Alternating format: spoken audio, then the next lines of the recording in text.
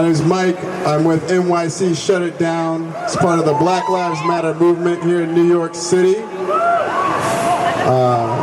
And as the part of the Black Lives Matter movement was started by remembrance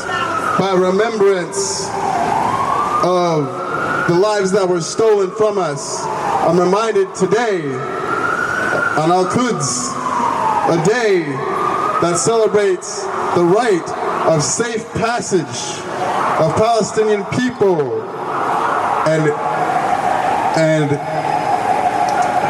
Muslim people into Jerusalem. I'm reminded today of the murder of Maram Israel, who is a 23-year-old Palestinian woman who was pregnant, was crossing the checkpoint, the apartheid checkpoint that Palestinians must cross in order to enter Jerusalem to see a doctor with her 16-year-old brother. But because she went the wrong way on the entrance, she was gunned down by the murderous Israeli Defense Forces.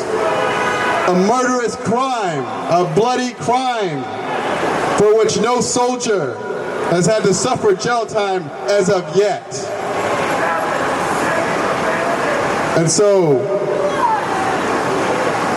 as Al-Quds celebrates the safe passage to worship, I am reminded of our struggle here for black liberation in the United States and across the world in the diaspora of the Charleston Nine, who were gunned down in the African Methodist Episcopal Church for worshiping.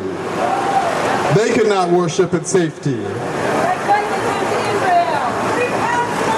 They could not worship in Israel because they face the same white supremacy that the Israeli Defense Forces dole out to the Palestinian people. And we see the connection. As black people here in the United States, we see the connection. And that's why we're here today to say we stand in solidarity with the Palestinian struggle. I'd like to remind you that murderous crime of 9 black people worshiping in their church happened under President Obama.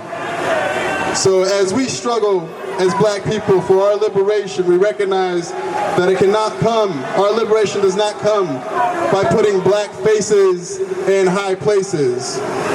Our liberation does not come from integrating into a house of white supremacy. Our liberation comes by abolition. Our liberation comes by abolishing this racist criminal justice system and by abolishing white supremacy in the same way that Palestinian liberation must come, learn from each other, and we have a lot to teach each other. And so it is my hope today that we continue these connections, continue this solidarity to make each of our struggles that much stronger. Because we know that just as Israeli settlers come into Palestine and steal parts of land, just as you face the settler colonialism of Israel, we face the gentrification in Uptown and Bed-Stuy. We face being pushed out by the NYPD gang raids, so-called, where they only seem to arrest black and brown youth and throw their entire families out of housing projects. And so as we see the expulsion of Palestinian people from their land, we here too recognize that expulsion and our expulsion from our neighborhoods and our communities. And don't be fooled here today. While the NYPD claims to be protecting you from these racist fascists over here, they put you in a cage to use your free speech. Remember that.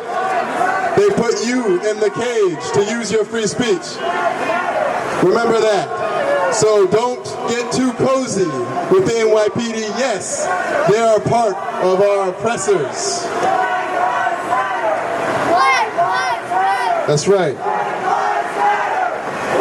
So I'd like to leave you with the chant that we use when we are marching together in our struggles. As the NYC Shut It Down works in conjunction a lot of times with Students for Justice in Palestine, we like to chant NYPD IDF, occupiers bringing death. NYPD IDF, occupiers bringing death. NYPD IDF, NYPD IDF, NYPD IDF, NYPD IDF, occupiers bringing death. So I leave you with this. We stay in solidarity with the Palestinian people, and we're going to continue to fight as we fight for black liberation, for Palestinian liberation. Free, free Palestine! Free, free Palestine!